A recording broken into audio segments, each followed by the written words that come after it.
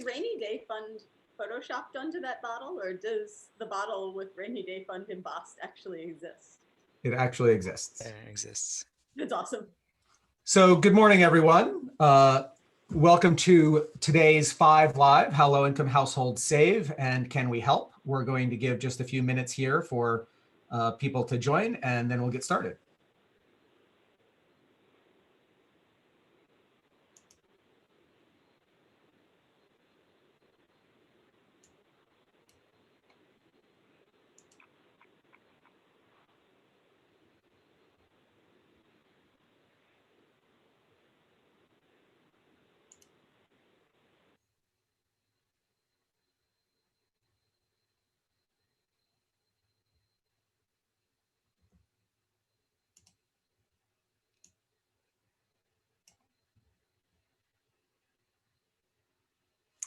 Once again, good morning, everyone. Welcome to today's faiVLive on savings. We'll give it one more minute and we'll kick off.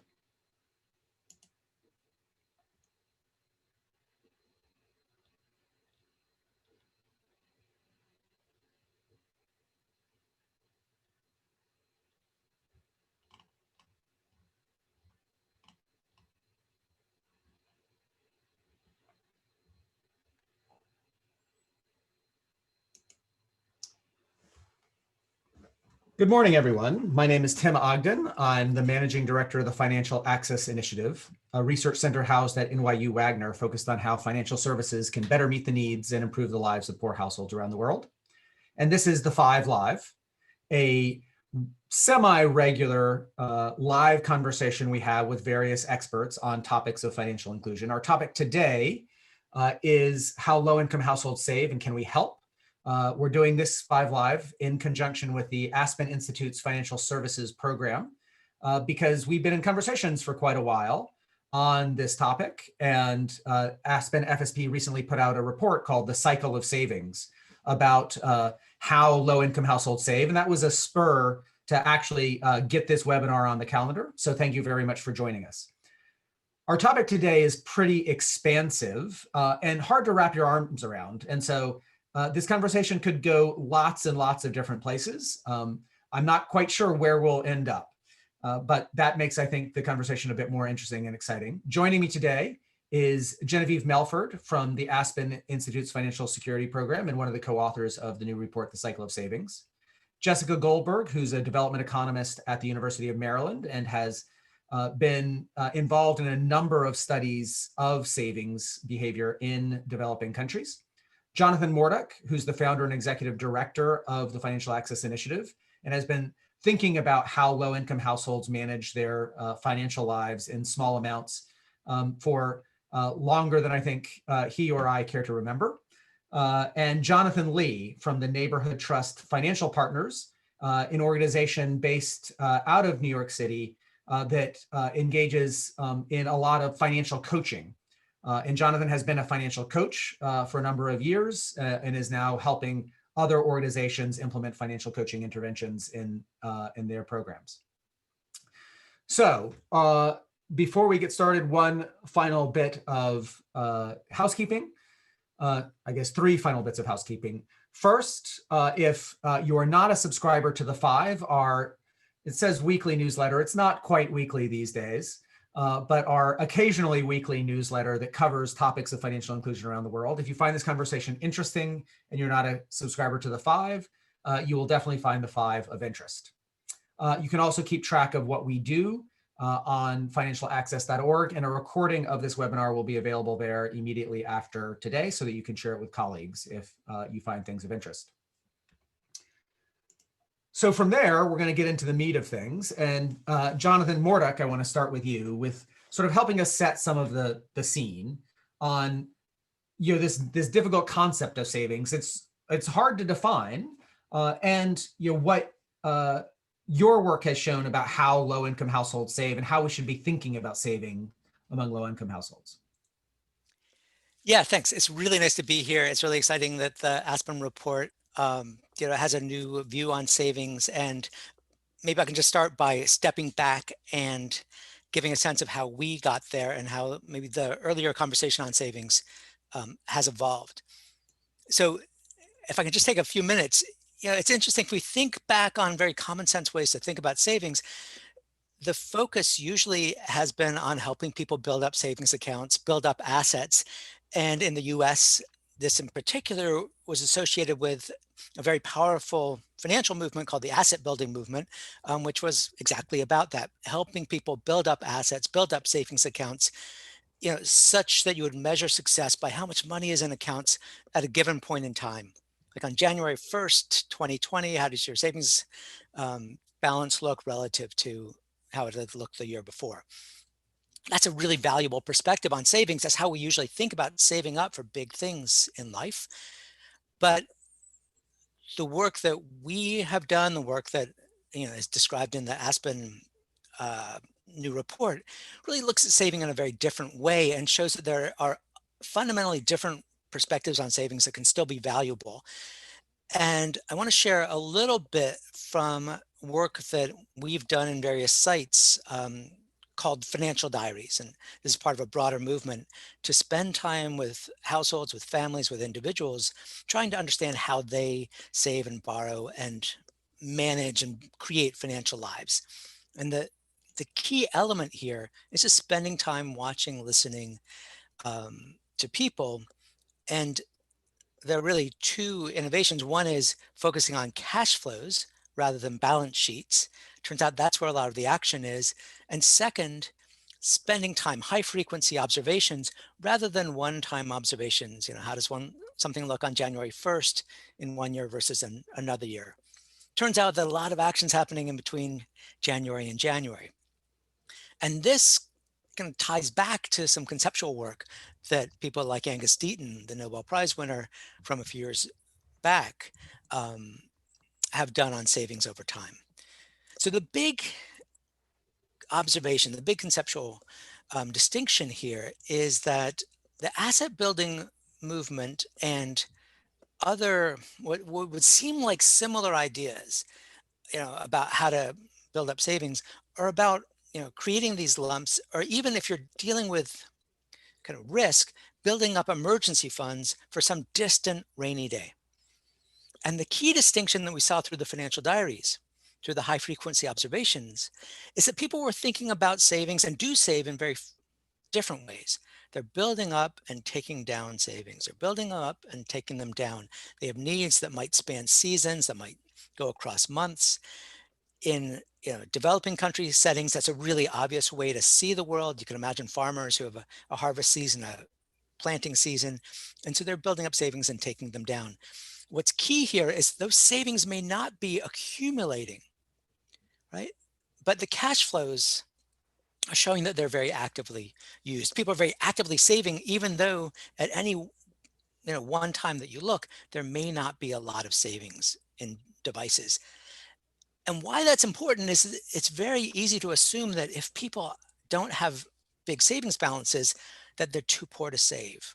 They can't save. They don't want to save. They have too many constraints. But the moment you start looking at cash flows, you start to see that many people are actually actively saving, can save, want to save, do save, but just not in the ways that people had expected. And I think one of the things which was most surprising when Rachel Schneider and I and Tim, you're an important part of the team when we worked on the financial diaries in the United States, we were surprised to see how similar things were. That we got to know families in the US and we talked to them about what was going on in their savings accounts. And we could ask them how long, that $1,500 that you have there, that $3,000, how long do you expect that to stay in your savings account? And for most of the money, it was going to be spent within the year. It had already been earmarked. It was not that kind of long-term savings. And it also meant that people could be dealing with emergencies, not by building up 3 months of income, as some expert might say, but instead building up smaller sums, but using it in a cycle. And maybe I'll stop there just with the frame, but really it's that cash flow high frequency lens that really radically transforms perspectives. Well, I mean, you use the word cycle there, Jonathan, which is also the title of the new report from Aspen FSP. And Jenna, when we were working on this in the U.S. Financial Diaries, even trying to write the story of how our household savings, you run up against the question like, well, what do you count as savings? Is it in a particular account? Does it have to be saved for, how long does it have to be put aside? When does it stop being savings if it's supposed to be set aside? Does it stop like 24 hours before you spend it, or not until the moment that you spend it? And this is a question that you wrestle with in the cycle of savings: is what is savings and how should we be thinking about it? Tell us a little bit about the work that you've done with the Consumer Insights Collaborative to sort of document more of this, household savings behavior in the U.S. Yeah, absolutely. Thanks, Tim. And I think I should just say a word about what is the Consumer Insights Collaborative, because, the U.S. Financial Diaries is such a unique, sort of data set and opportunity, as Jonathan explained, and the Consumer Insights Collaborative is different but deeply complementary. So this is a group of 9 financial empowerment nonprofits, really leading organizations across the U.S. Neighborhood Trust Financial Partners is one of them. Jonathan Lee is with us today from them. So this is a group of 9 organizations that both, that are kind of leading practitioners, really innovative, cutting edge, kind of well-known practitioners who also have a lot of granular administrative data and kind of frontline experiential knowledge about the financial lives of the low and moderate income kind of clients, members, families they serve. And they also have a lot of in-house research and data analysis capacity. So the way we work together as a collaborative is kind of the groups, they have their own data and they analyze that data in-house. And then we work together as a group to kind of synthesize what's the larger story that we can tell together as a group of, 9 practitioners together with the Aspen Institute Financial Security Program. So that's how this comes about. So kind of the impetus for our paper was these 9 organizations, which are so close to the financial lives of households in the U.S. in a very different way than U.S. Financial Diaries, but really complementary, I think.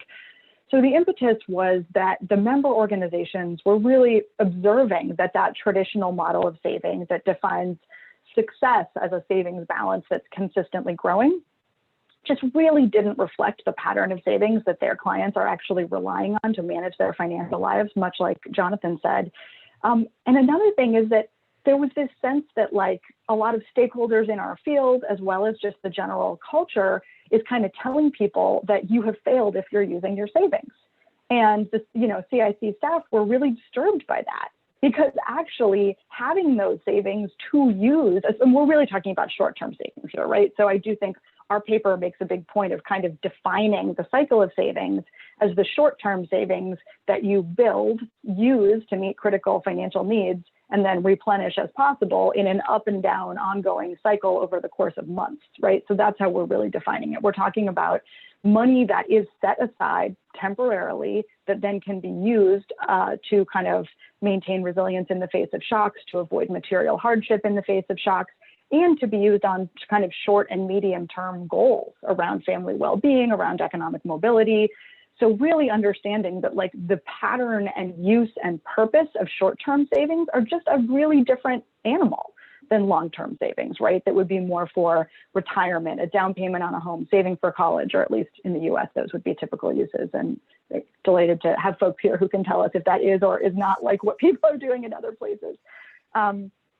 So really the impetus was really this observation, all of these observations being really similar to Jonathan's, right? I think that what our paper does relative to these like really foundational findings that U.S. Financial Diaries published several years ago is, one, completely co-sign, validate, yes, the CIC members are absolutely seeing those same patterns, right, around significant short-term volatility, households wanting to save, using short-term savings as this key kind of stability strategy, and that it's actually an incredibly important way that households do maintain stability in the face of kind of thin cash flows and significant volatility.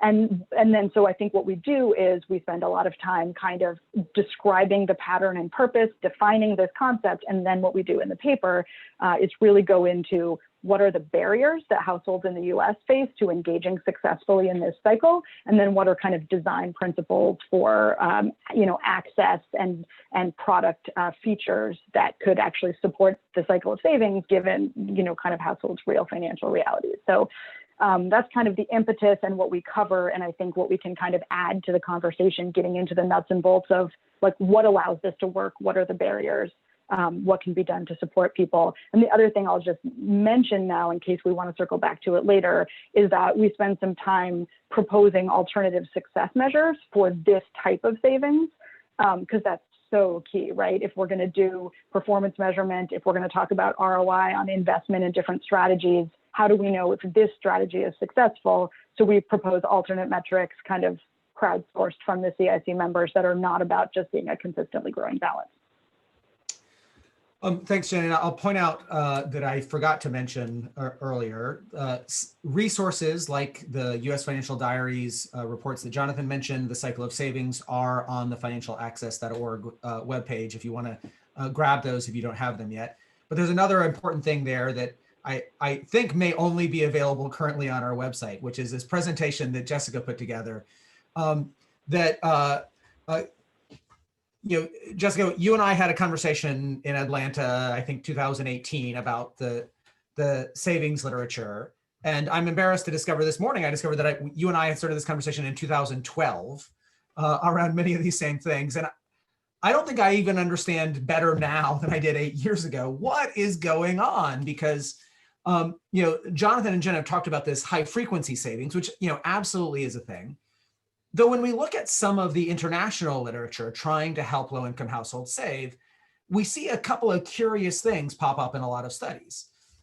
One is that these are not high-frequency savings situations that we're creating, is that many of these interventions that do get people to save, if you look at the number of transactions, they're not making lots and lots of deposits. It's a handful of deposits over a year.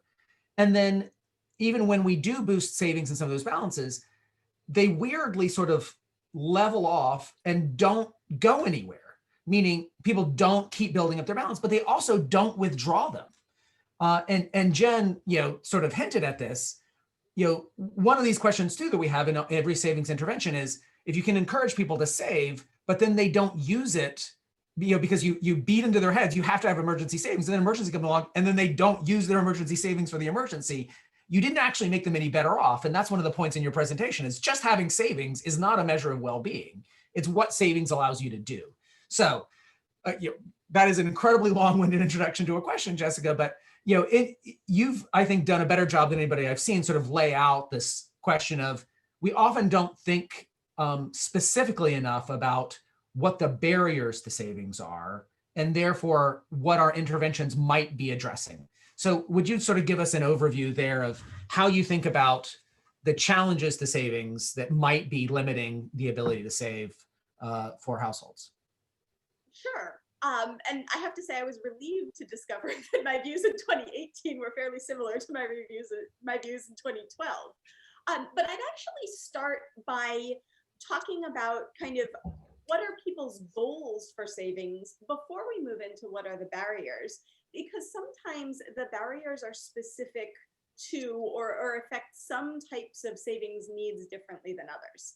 I think households all over the world and throughout the distribution of income all have multiple different types of savings needs. And so recognizing that even within a single household, that household may be simultaneously trying to save for many different types of needs is really important to understanding their behavior, the products that might be helpful to them, and the obstacles that they face to meeting those goals. So I think of those savings goals as really falling into three broad categories. The first is precautionary savings, and that's really the kind of the rainy day fund. And in some ways, that's a fairly good match for this sort of short-term build up and drawdown cycle that Jen and Jonathan have talked about, although that of course can operate over a longer period of time. A second broad category of savings needs is for consumption smoothing. And this really gets into the kind of cyclic nature of income, especially in developing countries, as Jonathan indicated, where people may receive a very high fraction of their income at one time of the year, typically after an agricultural harvest season, but applies in the United States as well. Lots of people have seasonal incomes related to jobs that follow a kind of either a holiday cycle, a kind of a consumption cycle, or to jobs that are exposed to the elements like construction. And so people need to save in order to be able to maintain their consumption during the low income period of the year. And then the third broad category of savings needs are to make indivisible purchases. And so that's kind of saving up to pay for something big. That can be a down payment on a home, that can be a piece of equipment necessary for a business or for a farm, that can be college tuition. But these are kind of expenses where that you need a lot of money at one time in order to make the purchase. And so keeping in mind that people have often a combination or all three of those types of savings needs, we might want to think about what types of savings products suit each of those needs. And then we want to think about what keeps people from saving for each type of goal. And in particular, when I say what keeps people from saving, we can think about what keeps people from accumulating assets at all, or we can think about what keeps them from saving in a bank. I'd rather think about what keeps people from accumulating assets. Although we should come back to, are there specific constraints to access to formal financial institutions, or constraints imposed by kind of poor design of financial products? But if we address the kind of more general question, what keeps people from saving? I think in the literature, there are sort of four main categories. The first is self-control problems. The idea that people want to save, but they find themselves unable to resist the temptation to spend money rather than accumulate assets. The second we might call other control problems. So you could think of that as pressure from family members or from a community that if you've built up some liquid assets in particular, but someone else who's in your kind of inner circle has an immediate need, then you really face an obligation to let that other person use those assets rather than accumulating them for your planned needs in the future. And then a third category of obstacles would just be what we call lack of salience. So you're not as attentive to what you're going to use the savings for in the future, or to the need to actually build those assets, because there's a greater focus on other needs or other opportunities in your life. The last point that we often see in developing countries is what people call a negative return to saving at home. So when you keep money at home, instead of sort of accumulating, it gets depleted. And there, I tend to think that sometimes this is actually a kind of a poorly expressed version of one of those first three constraints, because while we have a lot of evidence that people have a lot of trouble building up savings at home, this is not actually because the cash is literally being stolen or burned in a fire at home. The cash is sort of atrophying through other mechanisms that might be related to one of those first three constraints. Jessica, too, I struggle a bit with the self-control problem, because often that's really framed in the I'm tempted and I can't resist doing something. But there's also this, low-income households have a lot of needs, and it's hard to distinguish, right? It's not that, I can't resist the temptation to buy a donut. It's I can't resist the temptation to make sure my kid has enough to eat. I can't resist the temptation to fix that hole in the roof. I can't resist the temptation. And so you're distinguishing between that, I regret what I consumed, and the wide variety of needs. And it's just hard to keep track of all of these things that you need to spend money on at any point in time. Absolutely. Would you make a distinction between those two? Absolutely. So I think we have to be, there's not an easily defined concept of sort of the optimal amount of saving. But if there were, conceptually, that would be, what does the household want to save given all of the needs that it faces, the opportunities that it faces, and its preferences? And so I think we really run a risk, especially when we focus on measuring sort of savings balances or asset, the stock of assets.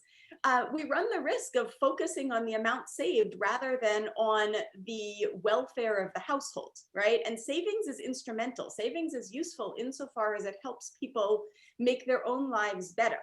And so it is generally not the right strategy for a household to accumulate liquid savings balances, but forego eating, right? And that's kind of the most extreme example, but then there's a whole spectrum. And so when we talk about self-control problems, we really mean when people consider the opportunities that they have currently, the needs that they have currently, what they expect to happen in the future, they make a plan and then they don't follow through and they regret not having followed through on their plan. So they consider all of these things, including their immediate needs. They think, well, here's what I should do, right? And then they don't follow through on their own plan and they regret it. So you can think of that as kind of, I know that I should get up and go for a run in the morning because it will make me healthier. And so I plan to do that. And I set my alarm for 7, but 7 o'clock comes and I hit the snooze button again and again and again. And I don't go for a run. And then by 4 p.m., I'm kicking myself and I regret that I did that. That's what I would think of as the self-control problem. Jen, was that a raised hand? Yeah, that was a raised hand. Could I just add kind of an additional piece to this? I mean, our observation in our paper is that being able to successfully engage in the cycle of savings kind of comes down to 2 things. One of which has to do with kind of affordable tools aligned to the financial realities of cash flow and liquidity needs of households. And I would be perfectly comfortable adding kind of behaviorally informed design elements, which I think is part of what Jess is alluding to in terms of there are these, kind of known behavioral biases that all people have, and that can make savings hard. I think you could put that in the product design bucket. But the other thing that people need is income greater than what they have to spend on cost of living most of the time, right? So I just think that's the other piece to say here. And that might seem obviously theoretically true. I mean, net income is what is the fodder for savings, right? So I think that might seem mechanically true, but we also have a lot of evidence just from this past summer, both from things like CARES Act stimulus payments, expanded unemployment insurance in the US, and then also sort of pilot experiments with kind of one-time cash that Neighborhood Trust and other actually CIC members have been involved in, that boosting income does clearly result in boosting savings. So just to say that piece about income sufficiency is clearly related to people's ability to save as an additional factor. Jonathan Lee, that's a good bridge to you. I'll note here this somewhat obscure international paper that speaks to this called The Headwaters of Savings. That is, not the kind of thing that you would think automatically that people would study, but this was a study in Sri Lanka where they gave people free access to savings accounts.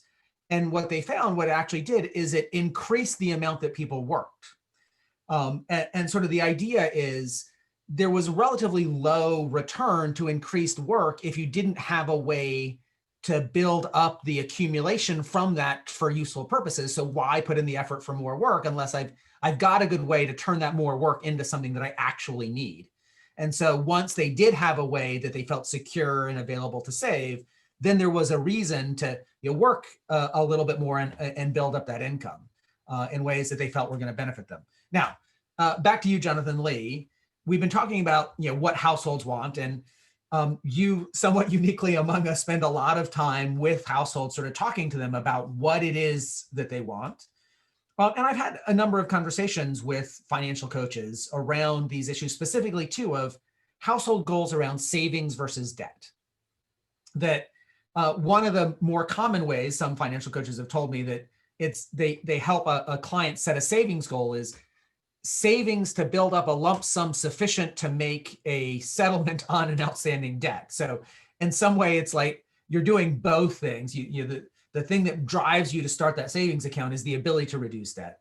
When you talk to people who come in seeking coaching, what is their priority? How do they think about these various kinds of savings that Jessica's been talking about? How do they think about balancing that against debt? First, thanks for having me here. I think my households and like the clients that I'm working with are very well intentioned when it comes to savings and debt. However, like intention is not necessarily going to drive them to carry through with what they want to do. And so I would say when it comes to like debt and savings, when clients come to me, either they're like, I'm really focused on my credit and debt because, everyone cares, especially like in America, everyone cares about like their credit score, how much debt they have, et cetera, et cetera. But also there are a lot of households that come to me just focusing on savings.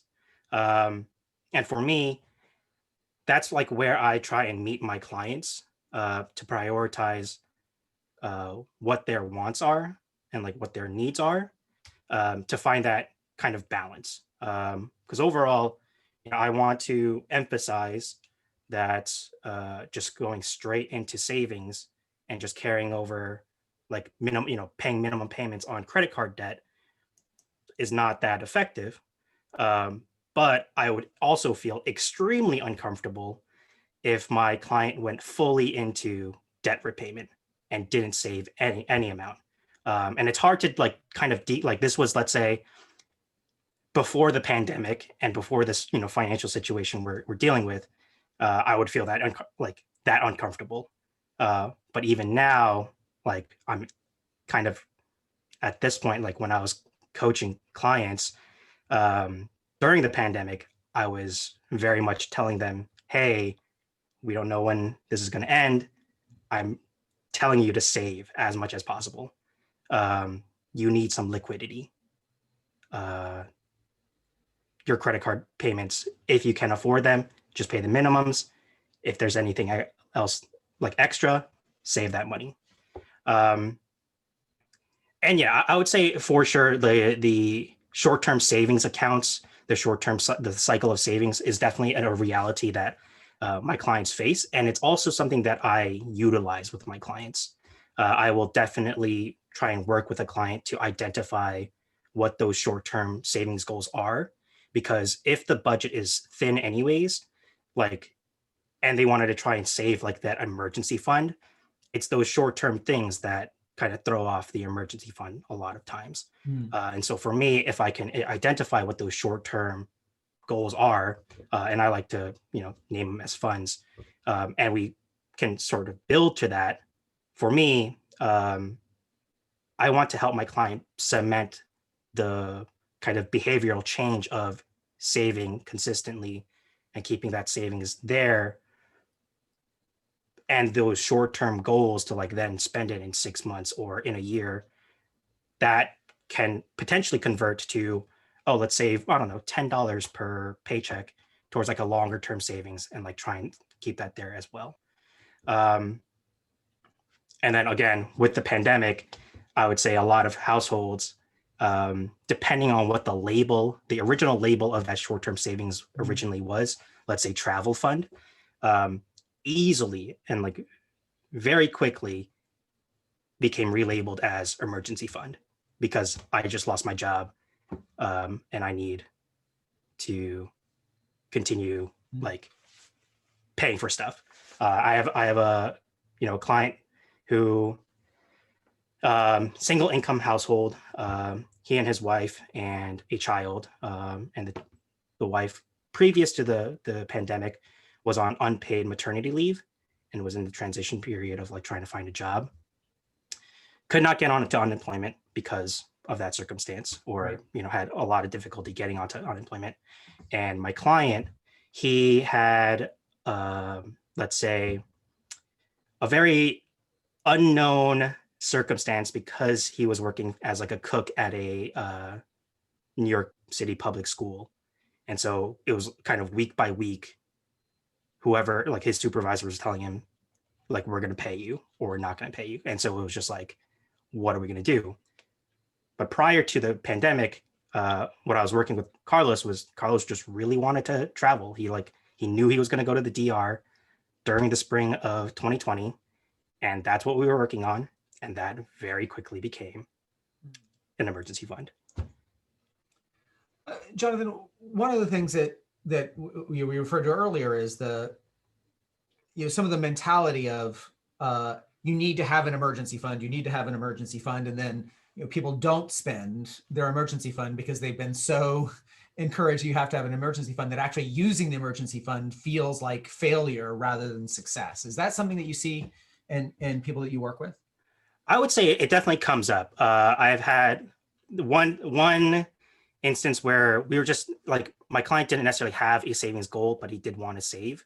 And I think we hit $1,000 in the savings.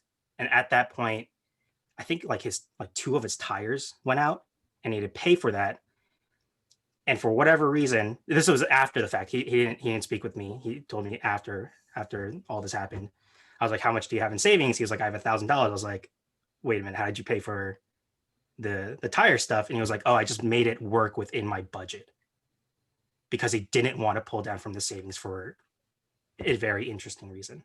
And I was like, well, that's kind of why we saved. And I don't want you to feel like that's exactly why we saved. I don't want you to feel bad about having to pull away from that. And I don't want you to make sacrifices out of your normal budget when you had that savings. Mm-hmm.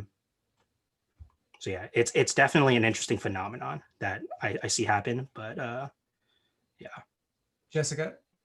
Yeah, so I just wanted to respond to that, because I see that phenomena play out in closely related ways in very different contexts in developing countries, where again, we have actually a number of academic papers now that find that when people have different savings products, they do better on a number of metrics that we think are really capturing things that matter in their lives, like their ability to cope with an emergency without reducing their consumption. But somehow they seem to do this without spending down the money in their savings account. And so trying to understand what's happening there. And there's a lot of things that could be going on. Frankly, it could just be that we're not measuring things correctly. We're not measuring their account balances or their consumption or something else correctly. So it could be that simple. But it could also be that there are these other degrees of freedom to people's budget, right? So, Jonathan mentioned that his client said, well, we're going to make it work within our budget. Understanding what that means and whether the strategies that people use to avoid depleting their accounts, I think, is really important. We see this sometimes when people open commitment savings accounts, which are sort of like fixed deposit accounts. The idea is that the money in those accounts can't be withdrawn before some objective is met. That can either be a date or a specific savings balance that's reached. And, so those are accounts where, at least by design, you can't withdraw the money. And so we might think of those as not well suited for coping with emergencies. That's, then the travel account that was supposed to send you to the DR, by the rules, could not be converted to the emergency savings account. And yet we sometimes see those commitment accounts having positive effects on outcomes that you might not think are malleable to illiquid savings. And so understanding how people are using the tools that are available to them is really important. Are they using the amount they've saved as collateral for access to other forms of finance? Is it building a habit? What exactly is going on there? I think is really important. Jonathan, I suspect you have ideas about that. Yeah, if I can jump in. I mean, one of the things that Jonathan Lee just said right before Jessica was that, often the short-term issues are throwing off long-term plans, right? And I think that's a super important observation, and it really ties to what, Jessica really framed things for us with, that there are many different savings goals and they're often colliding, and that's part of the challenge. You know, our work with high frequency savings, puts out two salient, features of people's lives beyond insufficiency. And I'm glad that Jen kind of reminded us that insufficiency is, in the background of this whole conversation. But those two features, are instability, fundamental instability, and a lack of good products and tools to deal with it. But so the instability is what creates those short-term problems and often sort of undermines the long-term problems. And what Rachel Schneider and I saw in, the Financial Diaries book as we were writing it, is that there's that households have a desire for structure, which is, as Jessica was just saying, desire for like commitment savings products, but also a need for flexibility, which is what we're talking about here. So you've got a need for structure and a need for flexibility, and those things don't play together very well. So one of the things that can happen, as Jessica's saying, is you can sort of somehow figure out how to make it work by using different vehicles, mechanisms, savings products at the same time. But what the literature shows, and I'm particularly thinking of work by Pascaline Dupont and Jonathan Robinson and sort of Kenyan savings studies, is that people don't take up those really high, strongly committed products. Economists love them, behavioral economists, psychologists love them, they ought to work, but people don't want them because they're too inflexible.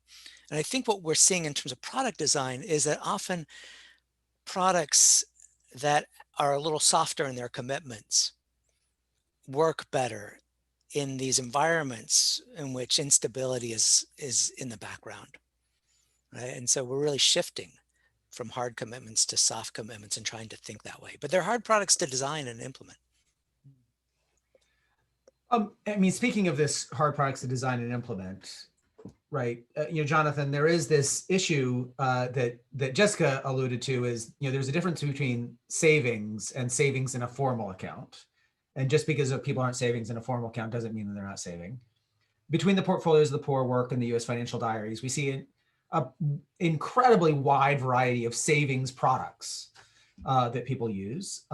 Jonathan Lee, I would guess that you see a lot of this in the households that you talk with too, is that they have that jar of the rainy day fund and they are lending money to other people in their network on the expectation that they'll be able to get a loan from them. And that's some form of savings that they are. We tell the story in the U.S. Financial Diaries book about saving in pork chops because, people experience that they can't keep the money in the formal savings account. So there is a challenge here when we talk about, Jonathan, boosting savings, is that offering a savings product is really, really expensive. And we haven't necessarily found ways to offer some of these savings hacks that households develop for themselves, like savings groups that have an extensive literature that show that they help people save. But we haven't found a way to formalize those in a way that actually is sustainable. Jonathan Mordick, would you talk a little bit about the sustainability piece of this? If we are going to boost savings, how do we create savings products that actually can be offered because they don't require huge amounts of subsidy? Yeah, this is a super important question. Part of the reason why we're here is, a recognition that savings is really important. We need more products. People really need more options. And yet from the banking standpoint, right? So your question saying, hey, well, what about the commercial side of this? What about markets? Are the banks going to be interested in doing all this work that we think would be great? And, the answer is yes, if the banks can take those savings, that reliable, stock of assets that are being saved and invest that and make good money on it. That's often hard because these savings accounts are often pretty expensive to maintain, and returns may not be that great, or there may be a lot of uncertainty. You may have to keep the savings pretty liquid. I think what we're finding in a lot of, especially developing country contexts, is we run these RCTs and they show these really cool results and these big impacts, and then the bank says, thanks, that was really interesting research, and now we're going to go back to what we always did and not roll out the savings accounts because they just can't make money from them. That is a fundamental problem. And I think in the US, we see the same thing. We really rely on subsidies of various kinds or credit unions, which don't have the same kind of hard, budget constraints to be the innovators here. That's a fundamental challenge. Yeah, Jen, I'm going to come over to Also, you. Just a quick comment on the commitment savings piece. I'm more of a skeptic on commitment savings than I used to be because of what we see specifically on this fact that the literature on commitment savings is not new, and there are, as far as I know, virtually no commercially available commitment savings products targeted at low-income households. Jessica thinks she knows of some, but let me come to Jen first. Oh, so I actually was going to talk about, I think, an innovation on the market side in savings products that think about the financial incentive for the institutional provider in a different way. So can I go there first? Yeah, absolutely. Which is the growing interest in kind of tagging really accessible, affordable, highly liquid, automated short-term savings products kind of to payment rails in a workplace, and either explicitly or implicitly connecting that to retirement savings. And the point here is that I think at this point it's pretty broadly understood and accepted by the retirement industry that not having liquid savings is a huge barrier to sustainably investing in retirement savings, which of course many businesses have a strong incentive to get people to both put money into like long-term retirement accounts and not tap it for what we might consider to be short-term needs, right? So, and so that's why there's a lot of innovation and why retirement providers are very interested in innovating with these type of products. Prudential's doing that in the US. Nest in the UK is doing this, experimenting with it, because there's kind of an understanding that even if you're not making money on the short-term savings part, you are protecting a very valuable business line, which is retirement savings. So that's what I wanted to comment on there. I'll let others talk about commitment savings products, except to say that, yeah, commitment savings products are not going to be appealing as a front line of defense for people who need immediate access to their funds, which is most low-income households. Yeah. Yes, so Jessica. Just one thing I'd add to that is that a form of commitment savings product is the type of savings offered by village savings and loan associations or by other kinds of informal savings groups that we see throughout East and West Africa, throughout Latin America. And these are kind of community-based groups that sometimes have an external facilitator and are sometimes entirely locally run, where people come together and they each make a kind of a deposit on a weekly or a monthly basis. And then there's different mechanisms for how that money is spent or shared out. But often those kind of take the form of commitment savings, where there's a period of accumulating money and where you kind of can't access that money. And then there's a period where you can spend that money. And I raise this because it suggests that there is a recognition of the value of this type of savings mechanism that is better met perhaps by informal institutions than by formal banks. And that could be because the informal institutions are better able to provide some degree of flexibility. So Jonathan and Jen talked about how, maybe people don't want to sign up for an account where they know their money is locked away. In an experimental setting where this account is promoted by really well-trained, enthusiastic research assistants, you can get people to sign up for the accounts. But they often don't sign up a second time, and they don't necessarily use the accounts the way that they anticipated or the way the researchers anticipated. That's not to say the accounts don't have positive effects. I think they often do have positive effects. But I take Tim's point about, well, then why don't we see these products being offered in the commercial space? Well, the way they are offered and sustainable is in this more informal institutional setting that I suspect is advantageous because it provides greater flexibility and recognition of people's changing circumstances. So I want to turn us to where do we go from here? There's a question from the Q&A about what do we do about all of this, which is an important question. I have a bias to just dwelling in the questions, but at some point you need some answers to start moving forward. To Jen's point, one of the things that I do think about as a possibility that's enabled is this blend of commitment and flexibility with just labels is things we haven't been able to do before because of the state of technology. But now it's relatively easy to, or at least in theory, to develop a fintech app that allows people in a single account to have lots and lots of different labels for different money that's in different places. And it's a reminder of what you're trying to do and where the money is supposed to go, but it doesn't sort of permanently lock you in. So it potentially provides some of these mechanisms and harkens back to some of the original financial coaching of the envelope method. I also think about the challenges that we see coming down the line of, I see a lot of action now on this immediate access to pay as the idea that we can solve people's financial management challenges by letting them get their pay more than every 2 weeks. But I find that deeply troubling because I think the most effective commitment savings program we have in the United States right now is a paycheck that actually gets you a lump sum every 2 weeks. And it's hard to build up that much money to make a rent payment unless you get a paycheck that is big enough to make the. So I want to spend these last few minutes that we have thinking about where do we go from here, either on the research side, what questions do we need to answer, or ideas for where we go to help households save a little bit more. Excuse me. Jonathan Lee, I'm going to start with you. If you had sort of one or two pieces of advice on, from your experience in coaching, what are the things that help households build up savings? What would they be? So talking on the point of like, how do we help, households save? And then I think one of the questions was like, how do we teach better self-control? I don't necessarily know if I want to try and, combat self-control as like, I'm not a psychologist.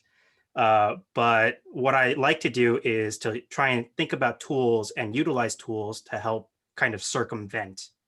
So for some people, it's like, oh, because my savings account or because my cash savings at home, I know what the amount is, I'm tempted to use it, et cetera, et cetera. I get that answer a lot from my clients. And so for me, I might suggest an online savings account that's like entirely separate from whatever they can see, because it's a pain to log into to see your balance. And then it might just sit there if you're putting away stuff automatically.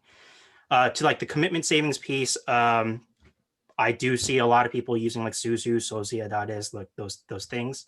But I also see a lot of clients, it's a credit builder product. So like the credit builder loan offered by credit unions or self-lenders, like one example that I can think of. Some of my clients like using that because it still gives them that kind of sense of like obligation to pay. Mm-hmm. And then at the end of it, there's a lump sum that comes out of it.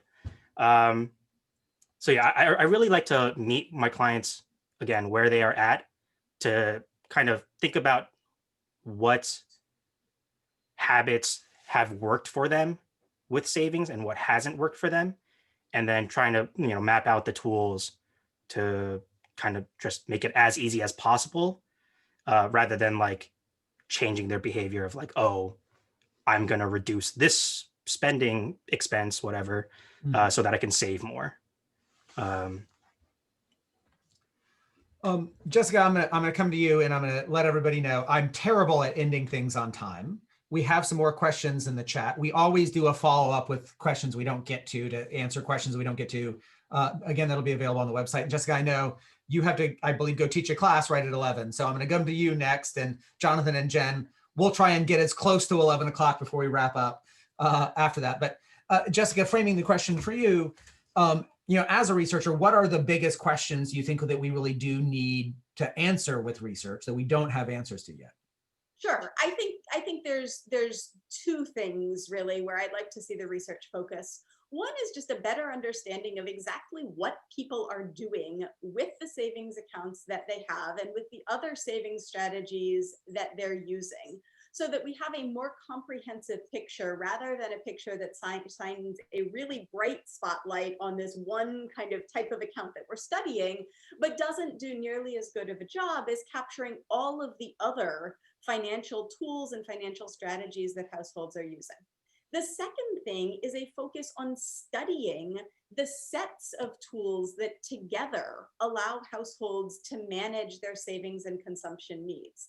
Because as I think we've all now kind of emphasized, households have lots of different needs, and none of those, you can't meet all of those needs through a single savings product.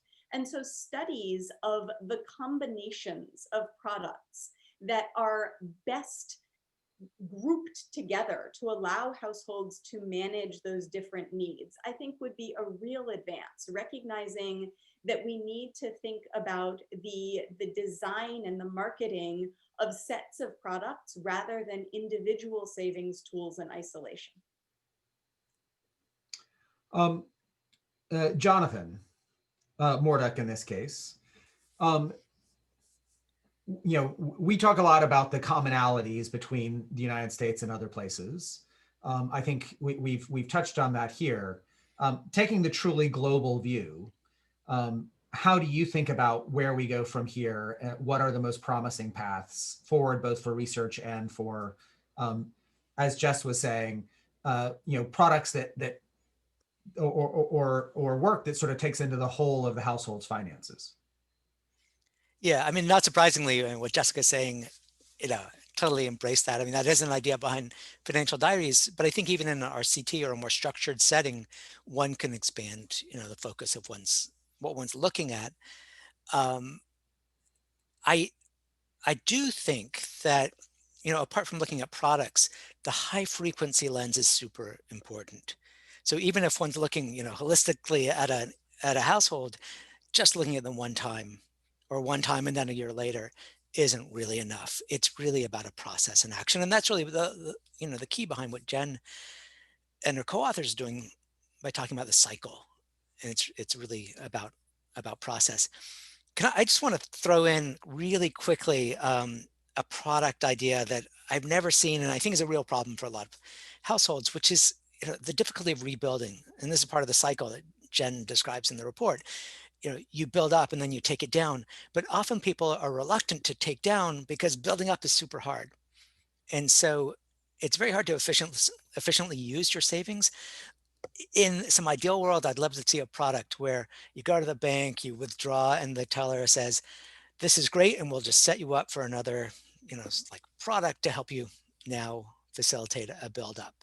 I think this is why people go to informal mechanisms, like Jonathan Lee was describing, that are structured to help people accumulate. Formal institutions don't do that for short-term savings.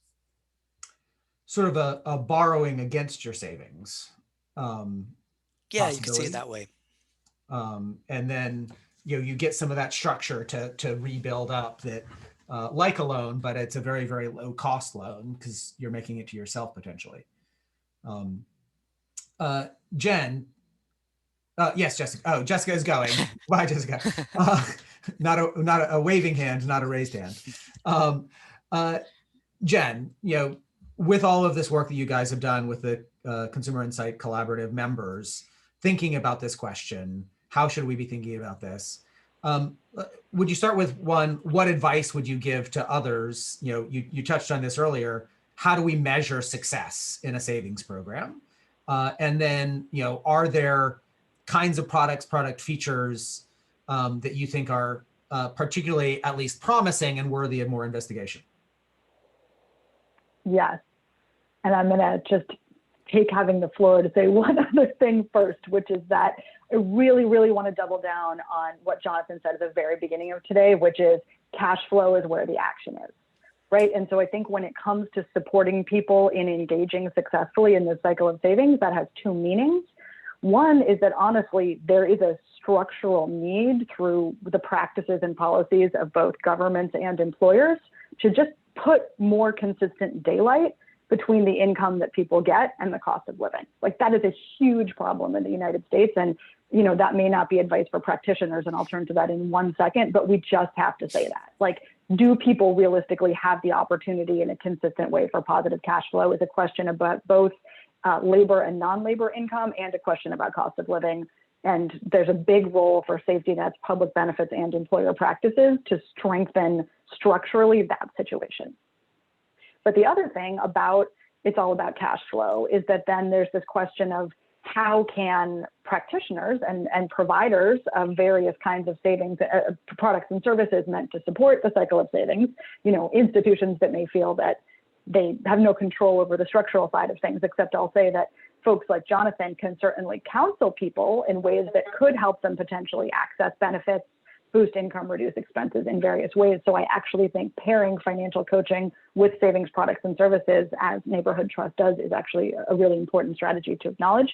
But I think that it's something that speaks to a little bit of what Jonathan Mordick was just talking about, and coming to your question of what do I think is a promising feature that should be explored and innovated and studied more. It's what we call in the paper tailored automaticity. So this based on in savings products. And this comes from the insight that tons of literature from the retirement savings world, that automation is an enormously powerful factor in savings, right? But then we also have this problem that people with really volatile cash flows, sort of straight line automating could be incredibly stressful and not appropriate. It could result in overdrafts and all kinds of problems, right? So I think that there is really interesting opportunity to try to design products that are actually informed by and responsive to people's cash flows, so that they can automatically capture spikes and put them away to facilitate this process. So the idea for this, again, being we're talking about cycle of savings short-term products right now, not retirement savings. So I would argue people need to have immediate access to these funds so that they can do the use part of the cycle of savings. But on the building side, if there are ways to do tailored automaticity to leverage the power of automaticity that we know exists, but taking into account the reality of more volatile cash flows.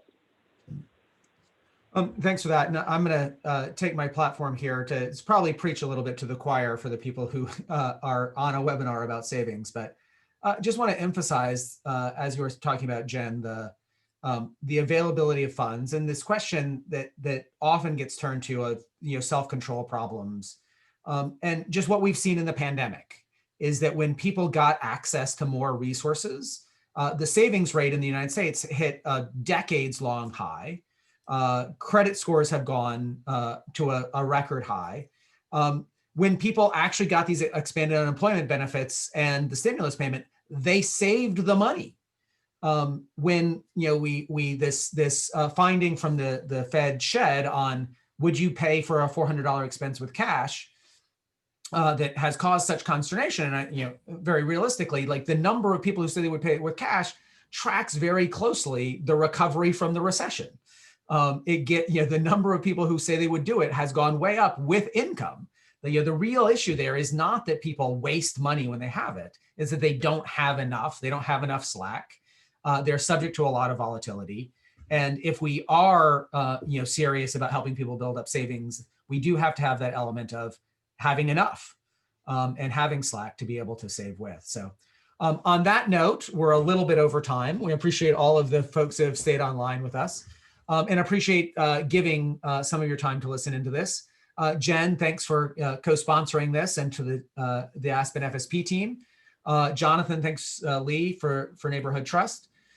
As I mentioned, the recording of this will be on our website immediately after, and we will circle around to some of the questions that we didn't get to add some more details and add some of the more resources and conversation that came up. So thanks again for everyone for joining us for this faiVLive. If you don't subscribe to the Faiv, do that now, and we'll see you either virtually in text or on another faiVLive soon. Take care, everyone.